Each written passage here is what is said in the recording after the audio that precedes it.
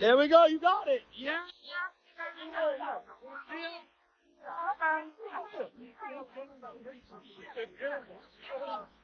Mike Tyson just ripped off his Legend label and swapped it for Clown, and no, this isn't an exaggeration. If you haven't heard, the man was caught partying with none other than Jake Paul at Donald Trump's inauguration. Yes, that Jake Paul, the one Tyson supposedly couldn't stand. Remember when he said, "I think I'm going to have to handle this situation. I'm going to knock him out. I think I'm going to hurt him." Now, here we are, fans left to piece together the shards of our shattered trust. For the past year, these two paraded around with a fake rivalry, toying with our emotions like master puppeteers, only to pull this mind-boggling stunt. To make matters worse, a viral clip of Jake Paul lifting Tyson onto his shoulders like some sort of gym bro broke the internet, and not in a good way. Jake even went so far as to tag Tyson as his best friend on Instagram. Best friend? Oh, spare us. The betrayal cuts deep, and the more you think about it, the more their motives stink. Tyson and Paul have officially been crowned the scammers of the decade, leaving us fans utterly traumatized. This feels like the ultimate punchline to a cruel joke, one that we'll never forget.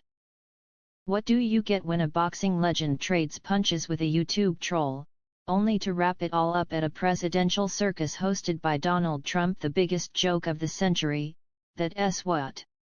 Mike Tyson, Jake Paul, and Trump in the same room feels less like a headline and more like the setup to a cringe-worthy punchline nobody asked for.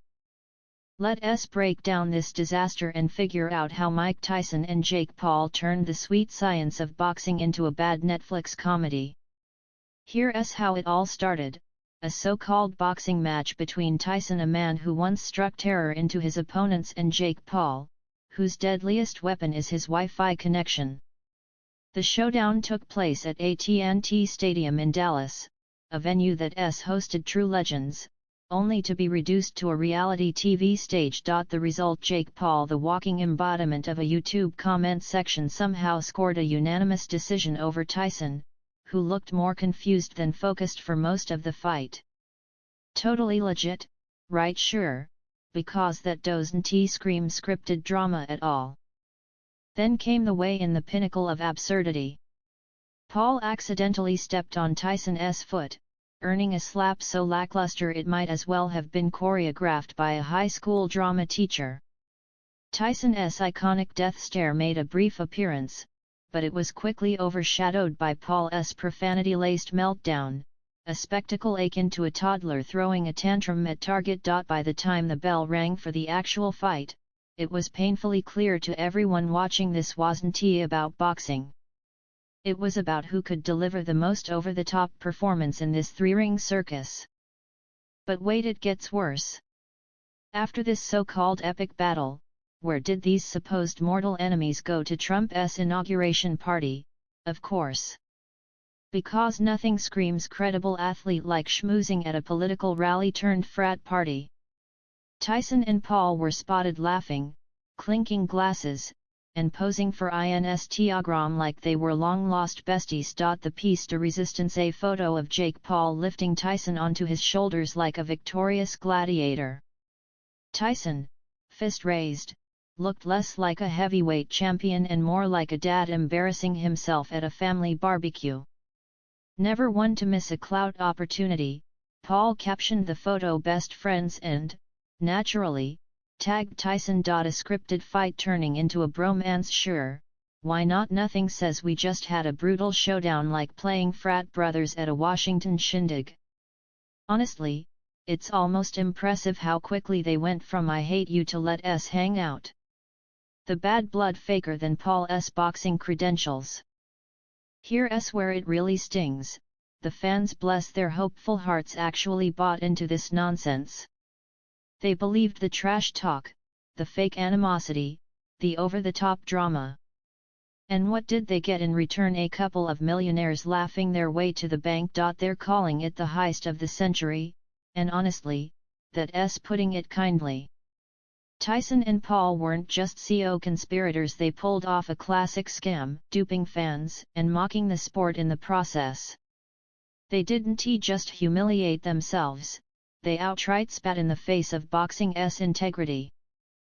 $60 million, that's how much this so-called Netflix boxing spectacle pulled in, now better known as the 60 million heist. And calling it a heist almost feels too kind. Jake Paul, humanity's least requested experiment in boxing, walked away with a staggering $40 million, while Mike Tyson, the once unstoppable force of the heavyweight division, settled for a comparatively measly $20 million. $60 million for what a glorified sparring session dressed up as a sporting event. Fans have rightfully dubbed it the heist of the century, and for once, the internet got it absolutely right. Tyson and Paul didn't just sell tickets, they sold a dream. Tyson's larger-than-life reputation paired with Paul's talent for stirring up internet chaos created a marketing Frankenstein that could have sold ice to a polar bear. Fans flocked to their screens, hungry for blood, sweat, and the sweet satisfaction of watching Tyson teach Paul a lesson.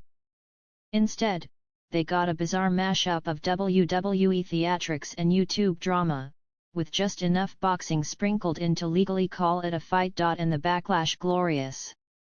Social media exploded with fans who felt like they'd been pickpocketed while smiling for the cameras. Comments like "they played us for millions" and "rigged fight equals money and friendship" were among the tame ones. Even the folks who illegally streamed the fight, yes, the ones who didn't pay a dime, felt scammed. When freeloaders are mad, you know you've hit a new level of con artistry. But don't worry, Jake Paul's glorified PR machine, MVP Promotions, was quick with the damage control. They released a statement reminding everyone that rigging a professional boxing match is a federal crime. Oh, fantastic, because pointing out that rigging is illegal totally proves you didn't do it, right? That's like saying, I can't be a thief, stealing is against the law. If you thought Jake Paul would take his ill-gotten millions and quietly fade into obscurity, think again. The guy is already scheming his next circus, complete with a shopping list of opponents that looks like a roll call for the Combat Sports Hall of Fame.